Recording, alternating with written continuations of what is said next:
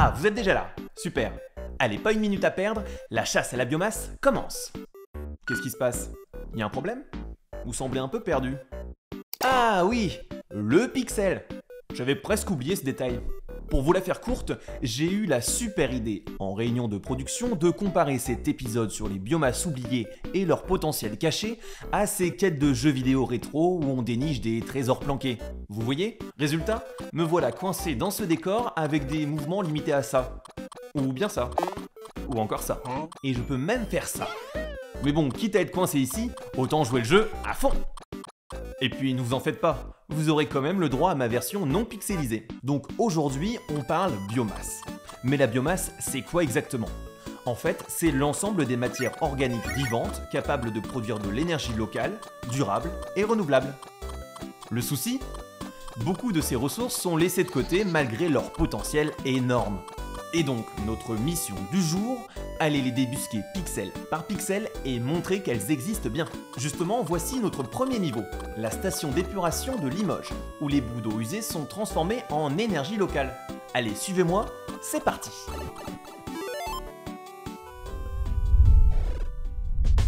Bon, comment ça va, Laurent? Bah très bien, il fait beau aujourd'hui. Ouais, ça fait plaisir à Limoges qu'il fasse beau comme ça. Il fait tout le temps beau à Limoges. C'est vrai, alors ça on m'a pas du tout dit ça. La spécialité ici c'est la porcelaine, mais toi tu fais pas du tout dans la porcelaine. Non, c'est pas notre cœur d'activité, nous on est plus sur l'épuration des eaux usées.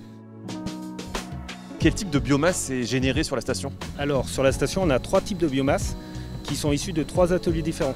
Donc ce que je te propose c'est qu'on va voir le premier atelier, c'est le traitement des graisses. Donc voilà, concrètement, on se situe dans l'atelier de pré-traitement. Il a pour vocation de récupérer les graisses et toutes les matières graisseuses pour les acheminer vers un atelier spécifique où on va les solubiliser avec de la soude. Deuxième gisement, donc on se trouve sur la toiture du décanteur primaire. Sous nos pieds, finalement c'est de la boue encore. Alors, à ce stade, effectivement, là on commence à avoir un distinguo. On rentre de l'eau brute et là on commence à capter de la boue en fond d'ouvrage et ce qui va sortir, c'est ce qu'on va appeler de l'eau pré-traitée. Toi, pour ta station d'épuration, tu récupères à la fois cette partie solide qui tombe au fond, on est d'accord, et l'eau au-dessus. Tout à fait. Bon, Laurent, tu vas me faire tourner en rond longtemps comme ça? Et bien donc là, on est sur le 3e gisement de boue. On a des bassins très importants, différentes zones pour différentes actions spécifiques sur les polluants. Et ce qui va nous intéresser, c'est particulièrement la dernière zone, parce que c'est là où on va gérer un stock de micro-organismes. Du coup, gérer un stock, ça veut dire enlever l'excédent. Et cet excédent-là, c'est celui qui va nous intéresser, parce que c'est celui qu'on va épaissir et qu'on va envoyer dans notre fidèle bache à mont qui attend le 3e gisement pour partir en digestion. On est d'accord que ce qu'on voit au fond de cette cuve, c'est ce qu'on a vu dans les 3 autres ateliers. C'est les boues, les graisses, tout ça mélangé. C'est l'addition des 3 gisements que tu retrouves ici qui se mélangent et qui vont faire l'alimentation de nos digesteurs. Et hop là, premier niveau validé. Et on peut faire 2 conclusions. Je suis retourné à 3 cm de haut, les bras levés, mais surtout, bien que peu glamour, les bouts de steppe représentent de vrais outils qui carburent. Il n'y a qu'à regarder l'inventaire sous mes pieds. Mais ce n'est pas tout, car si je me fie à l'échelle très réaliste de ce monde pixelisé, on devrait arriver à notre 2e niveau à peu près... maintenant. Avouez que le trajet Limoges-Aix-en-Provence n'a jamais été aussi rapide. Et en plus, je l'ai fait à pied. Non seulement c'est décolo, mais c'est aussi bon pour le cardio. Allez, fini le suspense. Cette fois, on part à la recherche de ces plantes cachées entre les vignes, à double emploi, puisqu'elles nourrissent la terre, mais aussi nos chaudières.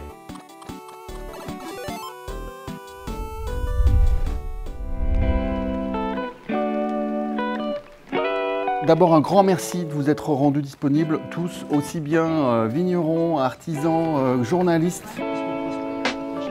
On s'est dit, il y a quelques années, comment entre les vignes on pouvait faire pousser des végétaux qu'on puisse transformer à la fois en digestat pour un retour au sol et en énergie pour mettre un peu de verre dans le vin et continuer à décarboner aussi la viticulture.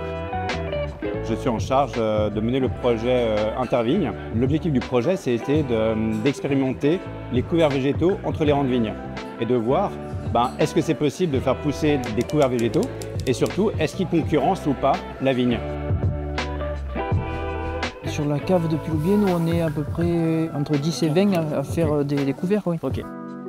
Alors les avantages des couverts végétaux, c'est de créer beaucoup de matière organique à mon sol. On veut voir l'effet bénéfice du résidu du méthaniseur, donc du digestat, que je pourrais restituer à mon sol. La mise en place de couverts végétaux entre les rangs de vignes, ça permet de les méthaniser. Et si on transpose ça à l'échelle française, le potentiel serait d'environ 1 TWh. 1 TWh, ça correspond à chauffer à peu près 250 000 logements neufs gaz. La gestion des effluents, c'est contraignant au niveau économique, mais également au niveau environnemental. Donc le méthaniseur, pour moi, c'est vraiment vertueux parce que nous, la cave, les caves vont porter nos effluents là-bas, il sera traité et nous, on nous appellera pour juste récupérer notre digestat. Ça me lève un certain poids d'organisation et puis bien sûr mon sol qui prend de la vie, qui prend de la matière organique et qui se porte mieux. C'est un projet qui nous intéresse énormément parce que ça répond vraiment à nos besoins et surtout le fait de pouvoir valoriser localement nos propres déchets. Et l'idée, c'est de montrer qu'il y a quand même une volonté d'aller vers des techniques plus vertueuses et plus respectueuses de l'environnement. Ce projet coche toutes les cases, quoi. Donc on espère vraiment qu'il verra le jour et le plus tôt possible, quoi.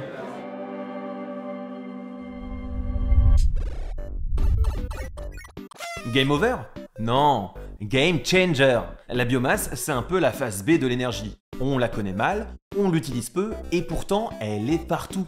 Alors, la prochaine fois que vous verrez de la gadoue ou de l'herbe entre les vignes, dites-vous qu'il y a peut-être là un petit bout de solution énergétique. Allez, sur ce, moi je rentre à Paris, même si je dois avouer que Pixel Bastien va un petit peu me manquer. Allez, je vous dis à bientôt pour une nouvelle aventure dans l'actu.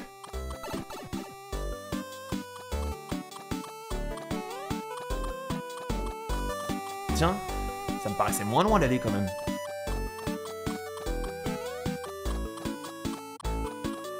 J'ai dû rater la bonne sortie.